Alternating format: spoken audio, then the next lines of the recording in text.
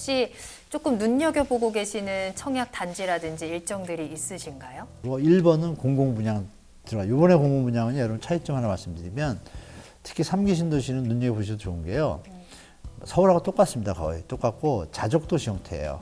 그 장점을 많이 모르시는데 네. 그러면 지금 무주택자 문제와 청년 문제가 큰 상황에서 정부가 무슨 대책을 던질까요? 공공분양 물량을 문재인 정부 때 물량을 많이 해놨잖아요. 네. 지금 빨리빨리 안 하잖아요. 네. 왜 안 했을까요? 이제 가을이나 내년 봄에 하기가 딱 좋잖아요. 경매는 어때요?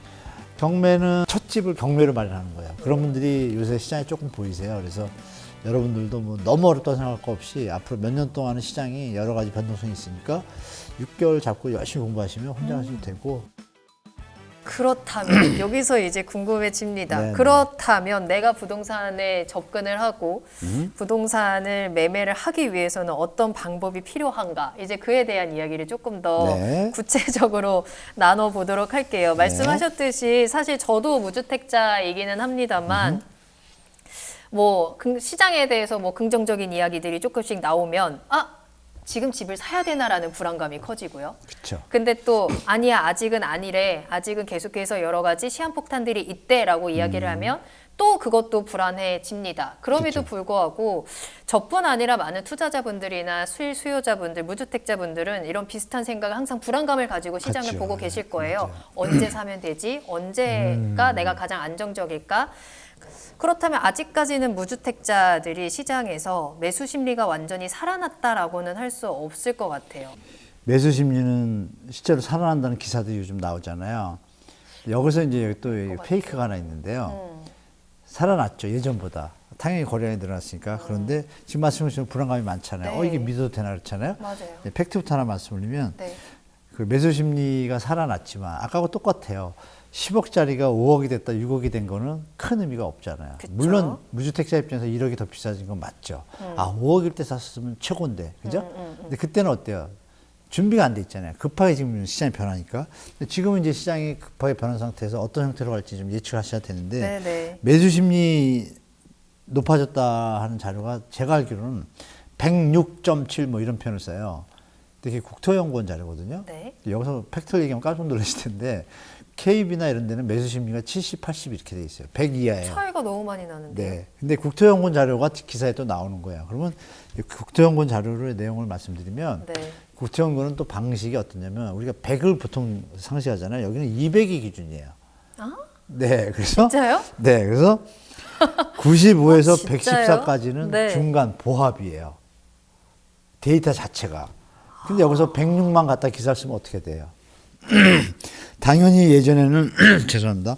예전에는 85, 90이었다가 지금 106이 됐어요.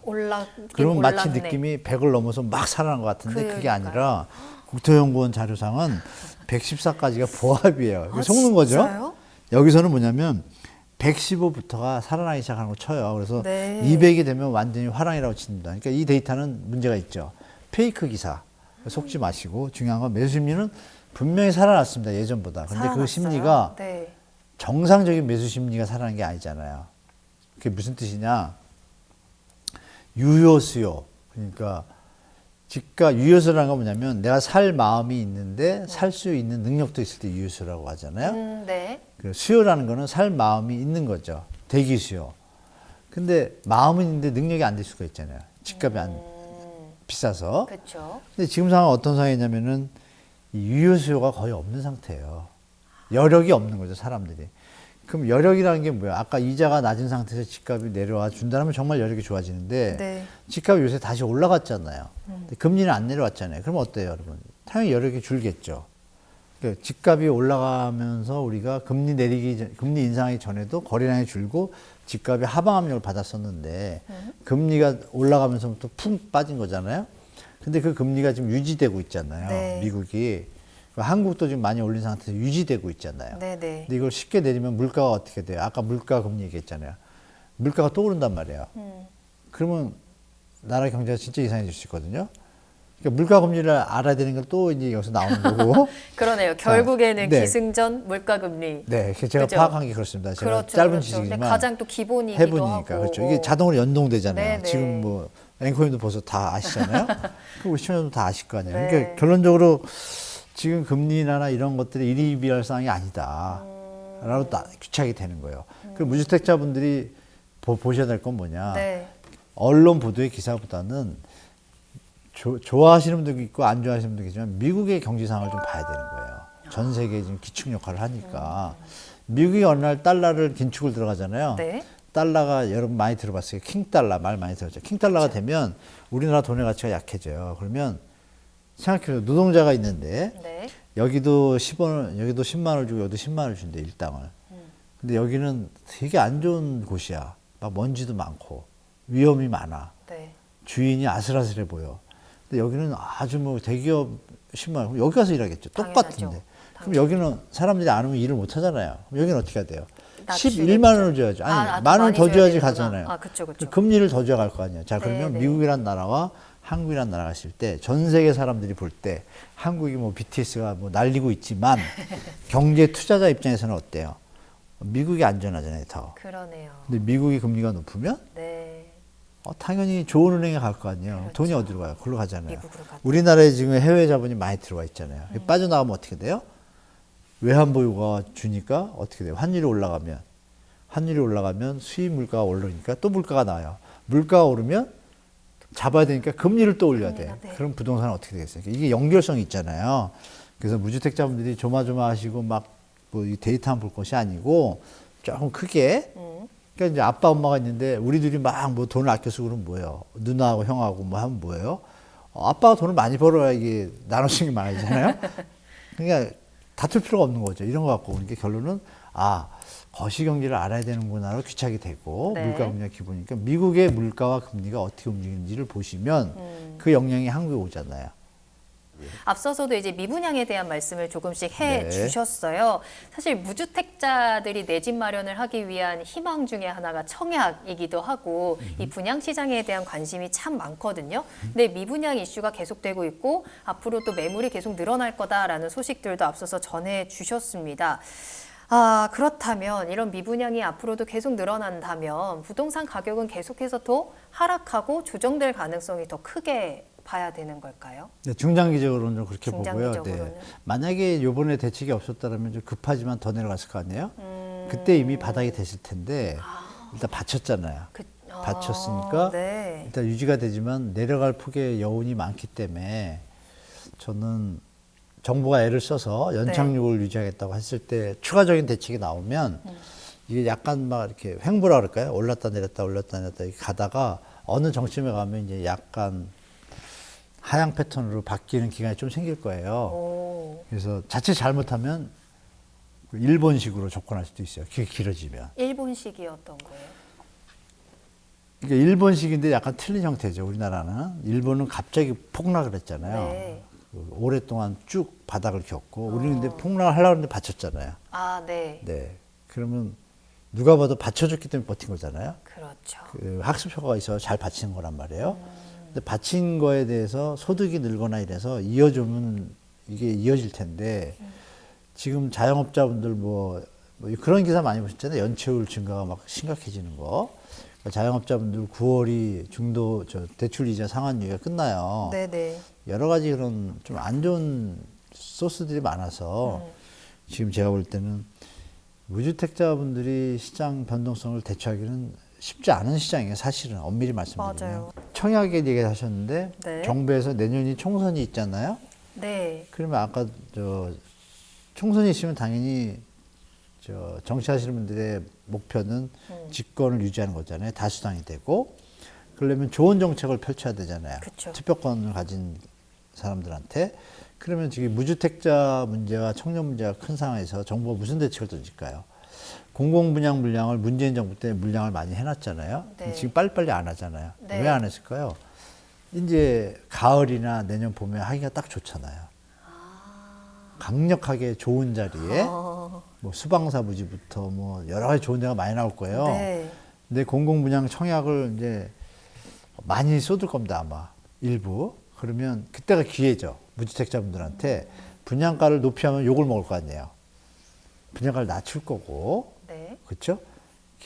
물량이 많고 네. 특히 좋은 자리에 있는 걸 먼저 할 거예요. 이왕이면 그때가 무주택자분들이 공공분양 택지에 대한 청약이 좋은 기회고, 그다음에 민간 분양도 사실상 지금은 이제 오르는 느낌이 이제 맞는 분위기다 보니까 현장들마다 고민에 빠져 있는데요. 뉴스에는 안 나오지만 완패한 현장도 많거든요. 그리고 성공한 현장들은 분양가 상한제가 적용된 현장들이 대부분이었어요. 1, 2, 3, 4월은. 그리고 아시겠지만 분양가 규제 상한제가 풀린 게 1월이잖아요. 네. 그 뒤에 네 달, 뭐 6월, 7월부터 하는 현장들은 분양가 상한제 적용을 거의 안 받아요. 그 현장들 중에 이제 받는 현장도 있겠지만 분양가 상한제를 받는 지역은 분양가 좀 싸요.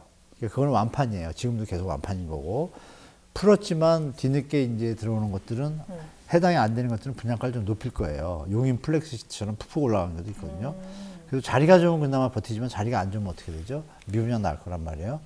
그러니까 이제 기존 주택시장에서 민간의 분양의 물건에 대해서는 분양가 상한제 적용이 됐으면 접근하시면 좋고, 네. 분양가 상한제를 피해서 시행자가 분양가를 최대한 이 상승 분위기를 활용해 높인 경우에는 정말 세세하게 검토를 하셔야 될 게, 기존에 떨어진 주택가격이 30% 떨어진 지역인데 분양가가 5% 비싸다. 그러면 이건 사실 접근해도 괜찮다고 봐요. 왜냐하면 40% 내려갈 수 있잖아요. 그럼 15% 내려가서 시간으로 봤을 때 나중에 회복되는 기간의 갭이 10에서 10%인데 새 집이잖아요.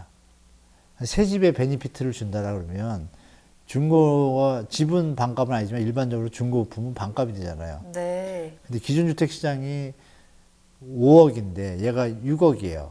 그럼 비싸다고 얘기하면 안 되는 거죠. 왜? 새 집이잖아요. 그런 개념에서 그 5억이 네. 25% 정도 빠졌다 그러면 조금 어떤 밴드에 들어갔잖아요. 매입이 가능한. 그런데 현장은 들어가셔도 되지만, 근데 20%밖에 안 빠졌는데 분양가가 10%더 비싸. 그러면 이게 10%밖에 안 빠진 거잖아요. 이거는 상식적으로 봐도 좀 더 빠질 것 같잖아요. 그러네요. 그거는 후순위로 두고 이렇게 전략을 잘 잡으시면 좋을 것 같습니다. 001번, 2번 민간인데 민간일 때는 계산을 살짝 해보시고 마지막으로 그런데 입주 물량이 많아 그 동네. 그러면 이건 무조건 더 내려간단 말이에요. 그러네요. 그러면 그건 다음 분양 때 들어가는 게 낫겠죠.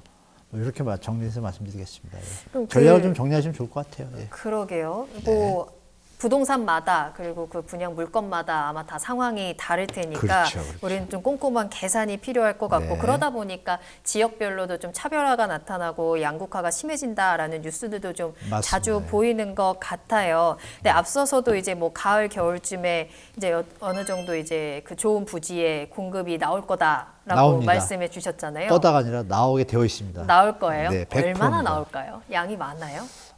꽤 될 것 같은데요, 제 그래요? 생각에. 정부가 마음을 굳건히 먹는다라면, 네. 이번 기회엔 젊은이들 위해서 쏘자, 이렇게 마음을 먹으면, 그거 확실하게 무주택자분들, 쏴줬어요. 그러면은 사전청약을 또 다시 회복할 거예요. 아, 그래요? 분양가를 낮춰가지고. 그 와중에 더 쓴다면 어떻게 될까요? 사전 확정 분양가가 나올 수도 있겠죠, 정책적으로. 그건 간단해요. 보세요. 땅을 갖다가 문재인 정부 때 희소식이네. 다 수용이 됐잖아요. 정리하고 네. 보상했잖아요. 네. 그럼 땅값 있잖아요. 땅값에다 건축비 뻔하잖아요. 네. 그렇죠?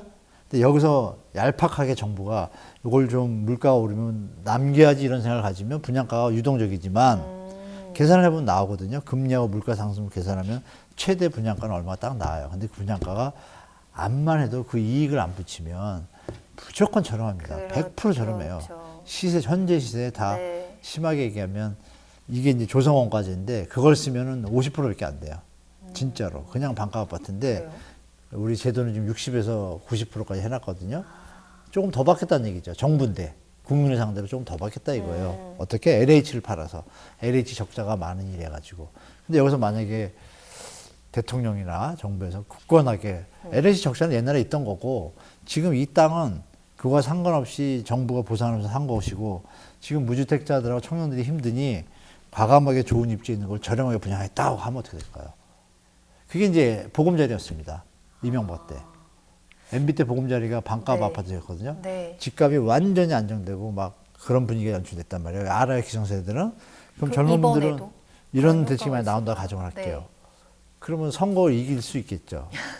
그러면 그쵸. 선거를 이기기 위해서 정책에 나올 수가 있잖아요. 네. 그러면 더 좋은 정책을 쓰고 싶어 하겠죠. 네. 그래서 제가 기대해도 좋다라는 게 이제 그런 부분이고, 이거 안 하면 정말 이건 비판받죠, 정부는. 왜? 땅이 있는데 이미. 그럼 그런 정책이 나왔을 경우에는 부동산 시장 전반적인 안정에도 도움이 긍정적인 완전히 영향을 되죠. 네, 줄 맞습니다. 것으로 예. 기대가 되고, 그렇죠. 그럼 그때가 되면은 우리 이제 투자자들이나 실수요자들은 이제 조금씩 부동산 시장이 안정화되고 있구나. 그렇죠, 거기에. 라는 거를 파악을 하고 이제 그때부터 또 기회를 전략을 또 네, 거기에 세워볼 수 있는 맞춰서 거죠. 투자자든 매수자든 무주택자든 네.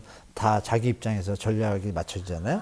그럼 시장이 안정도 찾고 그 안에서 투자 행위와 뭐 내 집 행위가 다 이루어지면 네. 정말 좋은 시장 환경이 되는 거죠. 좀 희소식이기도 하고 기대가 되는 근데 그거는 이제 제 마음은 부분이기도 한데, 아니니까, 제 마음은 그죠? 아니지만 할 건 같아요.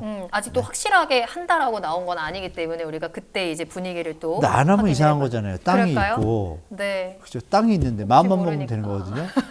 앵커님이 좀 전화하셔가지고 젊은이와 무주택자를 위해서 해라 이렇게 좀 전화 드리시면 좋겠어요. 저희 방송을 꼭 보셨으면 좋겠습니다. 네, 네. 이제 올해도 그러면 여러 가지 청약 이제 일정들이 기다리고 있잖아요. 네, 네. 그 가운데서 혹시 조금 눈여겨보고 계시는 청약 단지라든지 일정들이 있으신가요? 청약 현장들이 제가 눈여겨본다는 걸 딱 집어드리면 네. 문제가 됩니다.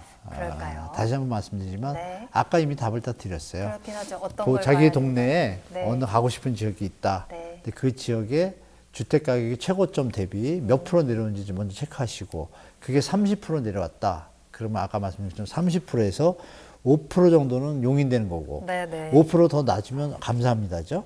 이런 데는 적극적으로 들어가시고, 1번은 공공분양 들어가. 이번에 공공분양은 여러분 차이점 하나 말씀드리면, 특히 3기 신도시는 눈여겨보셔도 좋은 게요. 서울하고 똑같습니다. 거의 똑같고 자족도시 형태예요. 그 장점을 많이 모르시는데, 네. 최근에 그 작년인가 1기 신도시 사전청약 분양했잖아요. 신혼부부들이 가서 보시고 나서 난리가 났습니다.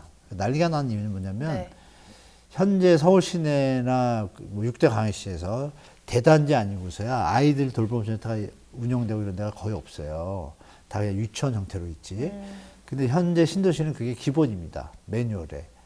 모든 내용들이 기본인데 그 시스템이 너무 잘 돼 있어서 최신 아파트 형태에 맞추, 공공에서 함에도 불구하고 뭐 원패스 시스템부터 해서 뭐 여러 가지 시스템이 많아요. 근데 그게 잘 안 들여다보시면 장점을 모르잖아요. 근데 장점이 제가 볼 때 가성비가 워낙 뛰어납니다. 그래서 그쪽 부분에는 신혼부분들한테 저는 강력히 권해요.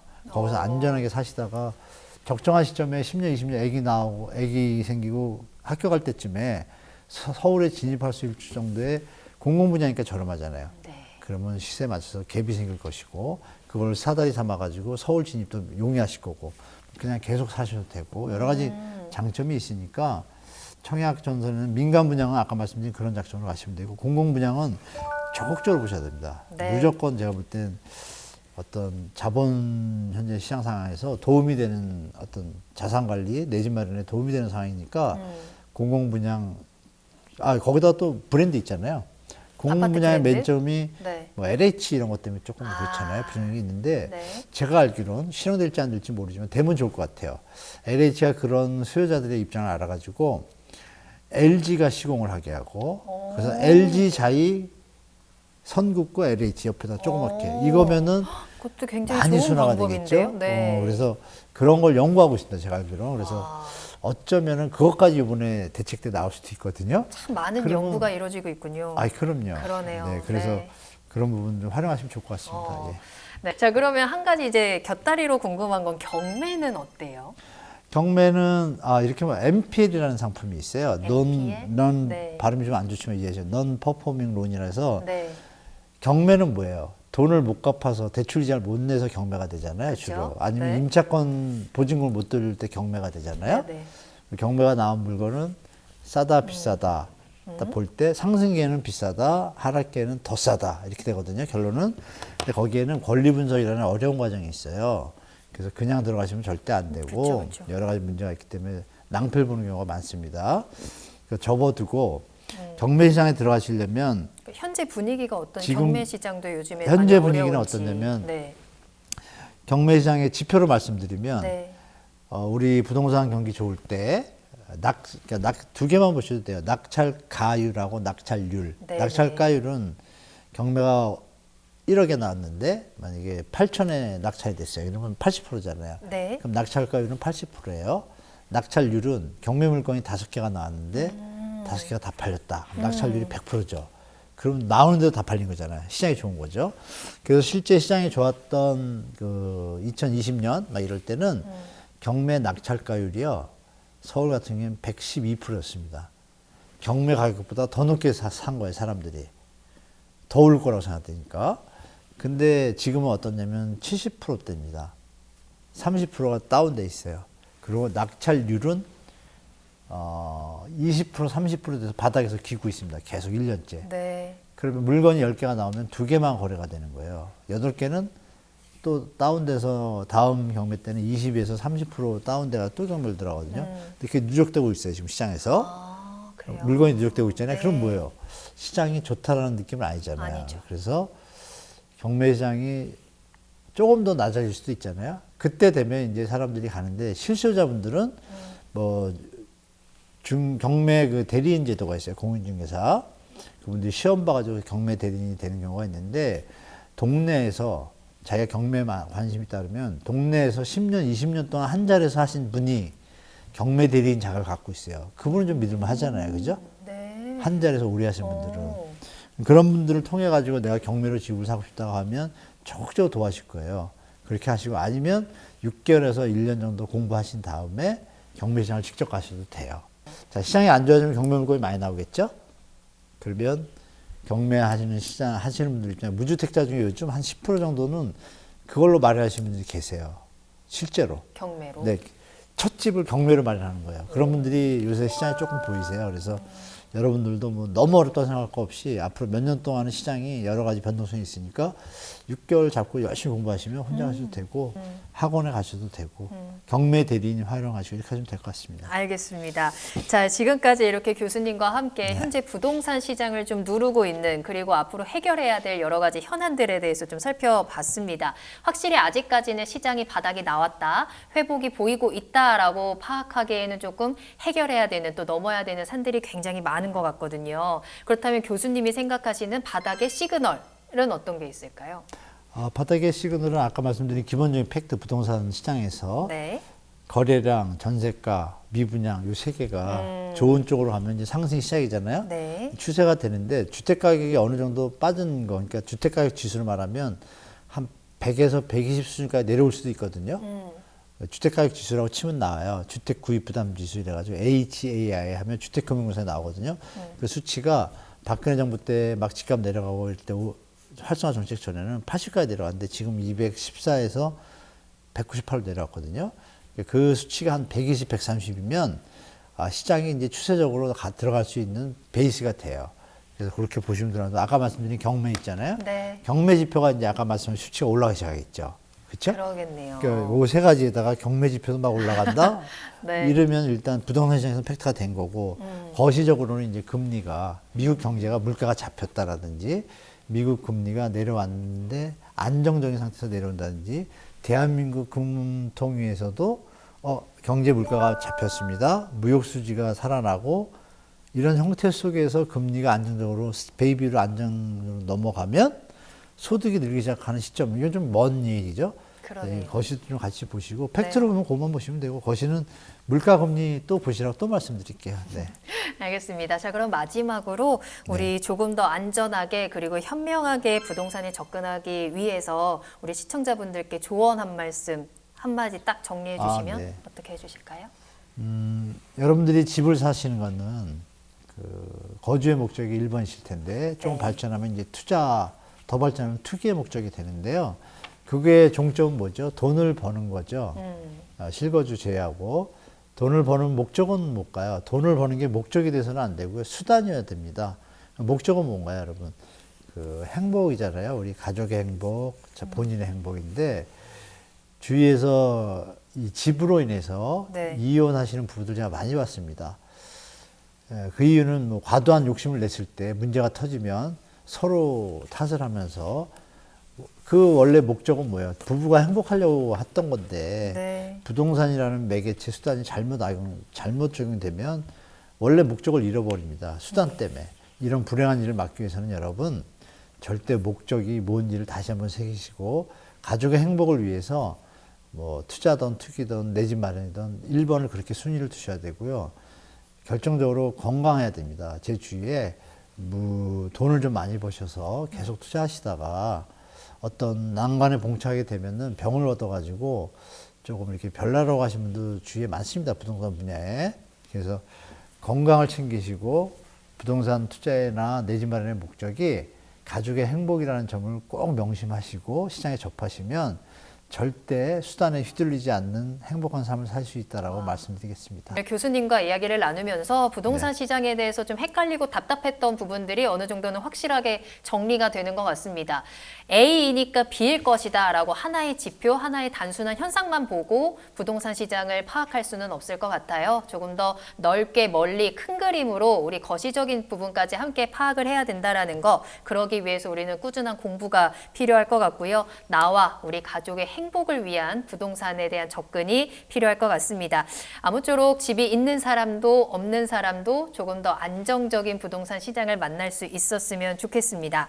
자, 지금까지 평생의 고민인 부동산 어떻게 접근해야 되는지에 대해서 한문도 교수님과 자세한 이야기 나눠봤습니다. 교수님과 먼저 인사드릴게요. 오늘 감사합니다. 네, 고맙습니다. 네, 클래스통 부동산과 관련한 이야기 오늘 여기서 마치도록 하겠습니다. 시청해주신 여러분 고맙습니다.